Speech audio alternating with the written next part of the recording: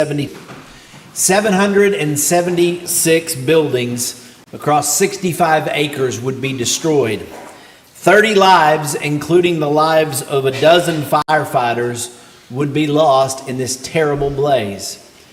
And the general consensus is the fire would not have been as bad as it was, except there were some firefighters who didn't come to work. I guess you could say they said nay in order to coming to work. You see, that year there was a particularly bad outbreak of equine influenza. And for the whole year it had been bad, but in November it especially had hit Boston. And because of that, the firefighters were sick and couldn't come in. Now you may be asking, does equine influenza affect humans? It doesn't. I said they were firefighters, not firemen, because those that missed were the horses. You see, the horses were that day pulled the carriages. The fire trucks were pulled by the horses, but the horses were too sick to be able to do that, so the firefighters had to pull it for themselves, and the firemen, of course, couldn't do it as well as the horses and were delayed in getting to the fire. And because of that, what was a small initial fire raged out of control, and the city burned because of a few horses were sick. You know, sometimes things that we don't think are all that important can really make a big difference. In our scripture reading this morning, we see a parable that Jesus tells where he talks about a little leaven that a woman puts into the meal, into the flour, and in pressing it into it, she changes the whole thing. That leaven makes a huge difference. Earlier, he speaks of a mustard seed. In Matthew chapter 13 and verse 31, the kingdom of heaven is like a mustard seed that a man took and sold in his field, that's smaller than the other seeds, yet when it is full grown, it grows larger than all the garden plants and becomes a tree, and the birds of the air come, and the gnats come on its branches. The mustard seed talks about potential. Here's this tiny seed, but it has this great potential to be something more.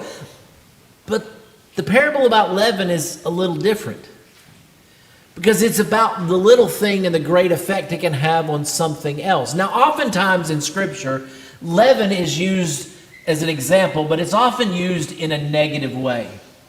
We saw this Wednesday in Bible class in 1 Corinthians chapter 5 and verse 6. Similarly, in Galatians chapter 5 and verse 9, a little leaven leavens the whole lump. And in both of these instances, it's talking about a negative influence, a negative thing that would be allowed in among Christian people that could cause the whole thing to go bad, to be affected, to be changed. But yet, it seems that as often as that's used, and even Jesus used it himself in Matthew chapter 16, verse 6, where he warns his disciples to beware of the leaven of the Pharisees and Sadducees. Even though it's used, like I said, in a negative sense, here Jesus changes it to a positive one. Something small that when put in there can make a big difference.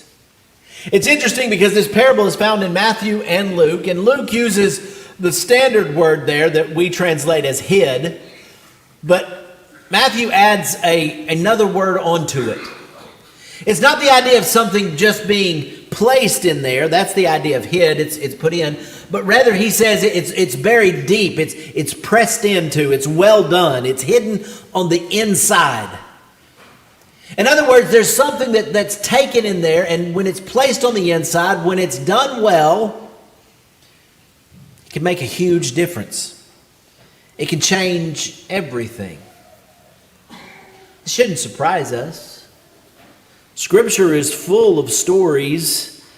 Jesus often talks about those that make a bigger difference than you might think. Luke chapter 21 and verses 2 and 4. He talks about the widow, a poor widow who only had 2 pauper coins. But yet when she goes to give, she gives it all. And Jesus says, I tell you, this widow put more than any of them. Because out of her surplus, they gave an offering. But she, out of her poverty, put in all that she had to live on. Of all the people that were giving that day, there were those who gave large sums. Those who were impressive in the amount. But Jesus says, this woman and her 2 coins made the biggest difference of all of them. Matthew chapter 10 and verse 42, Jesus says, "Whoever in my name of a disciple gives one of these little ones even a cup of cold water to drink, truly I say to you, he shall not lose his reward." Just a cup of cold water.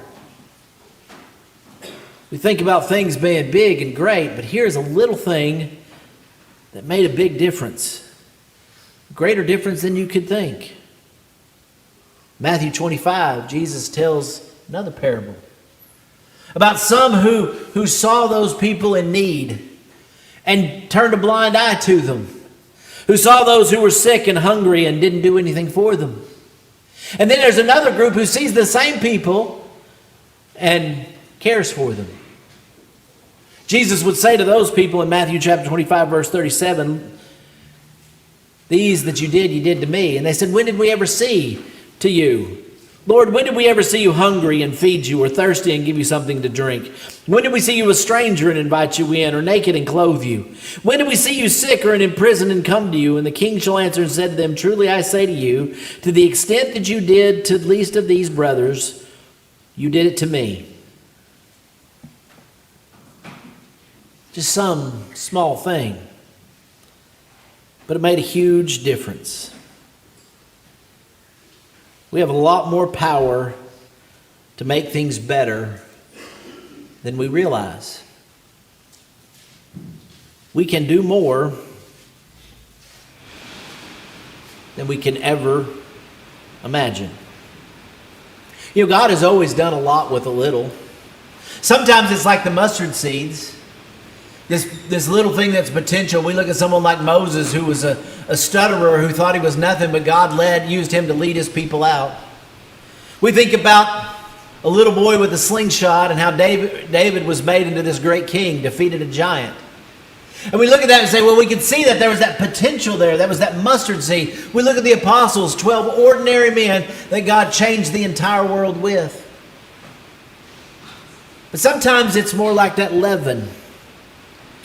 It's the right thing at the right time. A little boy with 5 loaves and 2 fishes that's instrumental in feeding 5,000. We read about that in John chapter 6. We think about someone like Ananias. Ananias was described as a man who was devout by the standards of the Jews. He was well spoken of by the people around him. But maybe the greatest thing that Ananias did was not just having a good reputation among his people, but his willingness to answer the call to go and speak to Saul.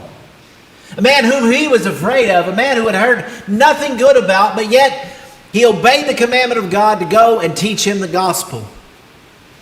To stand before Saul and give him back his sight and help him see the potential that he could do. Ananias made a huge difference to the world by reaching out to that one man. I think maybe my favorite story of this comes from Acts chapter 23.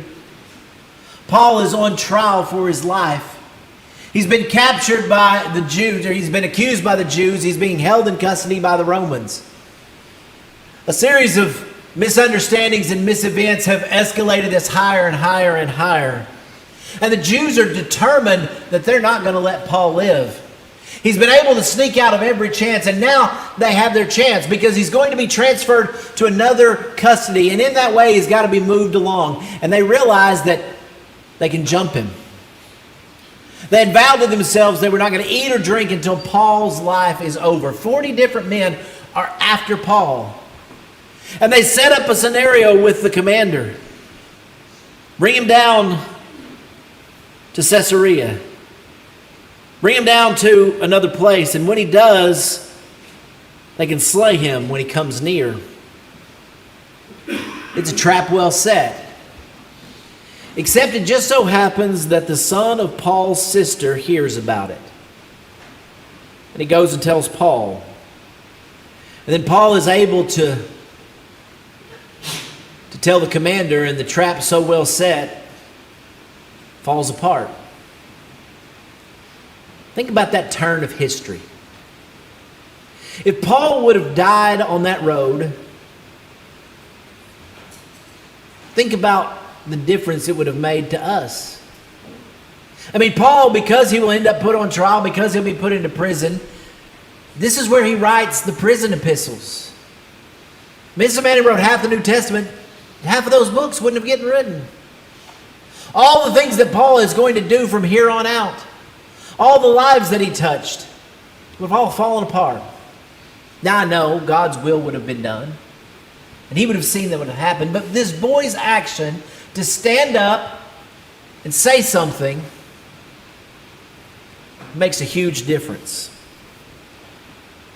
A couple of coins given, a small act of kindness, reaching out to a person in need, an idea at the right time, teaching someone the truth, standing up for someone under attack. All these seemingly small things made a huge difference to them and to the world, because someone realized that they could make a difference. And every one of us can do the same. Every one of us can make a difference with the actions that we choose to do. When we give a little more, when we care a little more, when we act a little more, when we go and not just be content where we're at, but say, I can make a difference. You may think I'm not one of those people that have that great potential. But just like that little bit of leaven, when it's well placed and well done, it can make a difference. Both negatively, but also positively. So that question is, what do we do with that responsibility? It's one thing for us to realize that we can make a difference, but then it becomes to us, what are we going to do with that? If we can make a difference, what difference am I going to make? How am I going to change things? How am I going to make things better? Jesus tells us in Luke chapter 16 and verse 10 that he who is faithful in very little things is faithful also in much. But he who is unrighteous in very little things is unrighteous in much. So the horse was sick. Did it make a difference? It absolutely did. Because we suffered a bit. Can it make a difference to someone else? It absolutely can. And if we don't do something with that, well, we're missing out not only on the small things, but the big things. You can make a difference. You can change things for good. You can help someone in need. You can stand up for someone who needs to hear it. You can change a life. You can change the future. You can make a difference. But are you? In 1 Peter chapter 4 and verses 10 through 11, Peter writes and says, as each one of you has received a special gift, employ it in serving one another as good stewards of the manifold grace of God. Whoever speaks, he's to be one speaking the utterances of God. Whoever serves, to do so as one who is serving by the strength which God supplies, so that in all things God may be glorified through Jesus Christ, to him who belongs glory and dominion forever and ever. As each one of you has received a special gift, every person has been placed in a place inside where they can make a difference. Like leaven in the flour, you can cause things to grow. You can make something happen that can build something up. And every one of us has that ability. It may not be the same ability as someone else.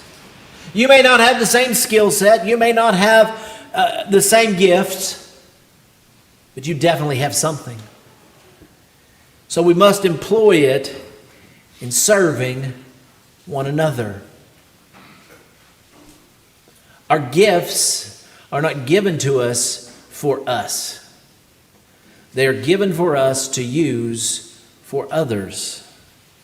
Notice here as he talks about as we use those gifts later on, he talks about to do so. Why? That maybe God may be glorified through Jesus Christ. Too many people, when they think about their gifts, they think about it in terms of their self. Well, I have this gift and I want to be exalted. I want to be well thought of. I want to be praised. But that's not why God has given us these gifts. The difference we can make is not just to sit there and say, what difference can I make to make my life better, but what I can do to make the lives of others better. And we have a responsibility to do that. Why? As good stewards. A steward is someone who is given something that someone else is, but they have a responsibility to do with it for the benefit of the whole. A good steward isn't someone who takes what they're given and hides it in the ground. Someone who takes it and uses it to make something greater. As good stewards, we have a responsibility. A responsibility to take what we've been given and to use it. Notice he says if it's for speaking, he's to speak as the utterances of God. Or if it's serving, the serving with the strength which God supplies. You know, sometimes we look and say, that's someone else's responsibility. They have that gift. They're going to speak. That means I don't have to do. But that's not the way it works. It's whatever you're given. Whatever your skill, whatever your talent. You can use it to make a difference. You have a responsibility to make a difference. You have the chance to make a difference. So what are we going to do with it? How are we going to make a difference in the world? How are we going to make a brighter future? How are we going to change the world because of what God has given to us? Years ago when I was in Lawton, my desk in my office was the preacher before the preacher that was there's desk. It was, you know, the hand-me-down from the hand-me-down. And it was old, and it worked. It's a bigger desk. But I noticed when you pulled the middle drawer out a little farther than just the initial thing, if you pulled it all the way out, there was somebody had written in there. In fact, it was the preacher before his son had written, Mark McCrae was here. That was his son. You know, kids do that all the time, right? I don't think I've ever been to a camp or anywhere where somebody hasn't scribbled some graffiti somewhere, so-and-so was here. Why do we do that? Do we do it because we just seen the other kids do it, right? That's what you've always seen, so you follow along. Maybe it's just there's a part of us that wants to let people know, I was here. I did something. I left something behind. I made a difference. It may just be that I know how to use a marker. I made some graffiti. I didn't make much of a difference, but it did do something. So what about us? What says I was here? What says that I left something behind? I made a difference. I caused something to be affected. I made something grow. I brought about change. The kingdom of heaven is supposed to be like leaven. It's supposed to be a thing that when it's placed there, it shapes and changes everything.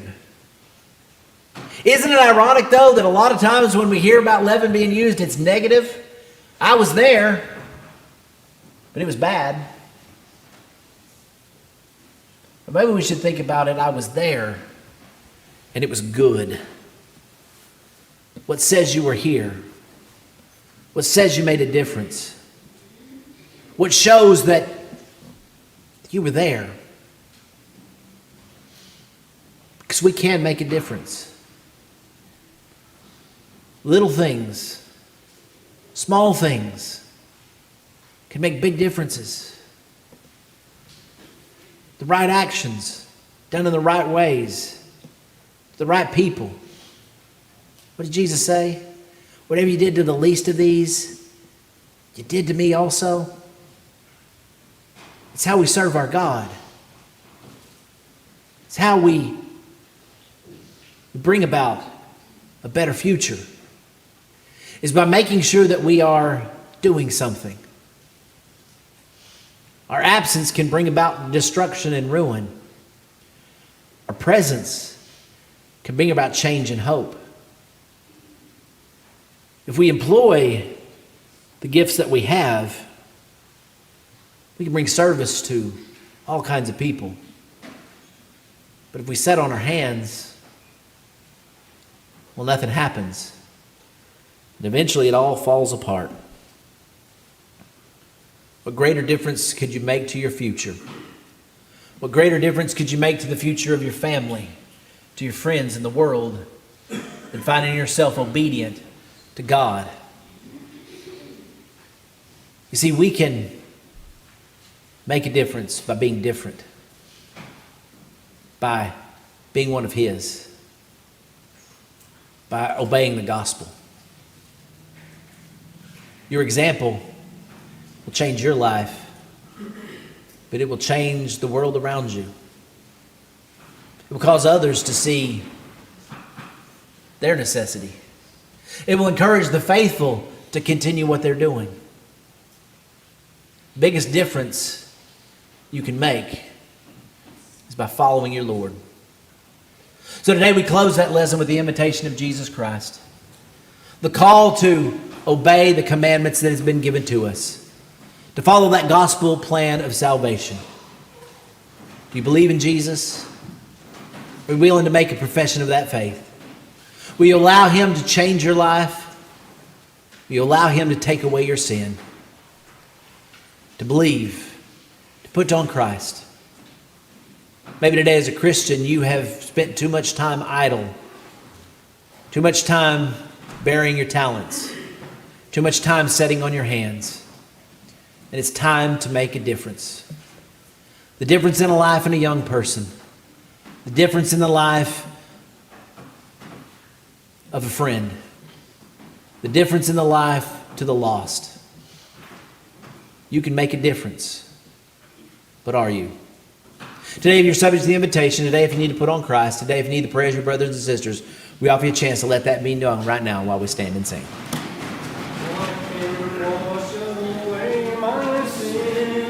Nothing but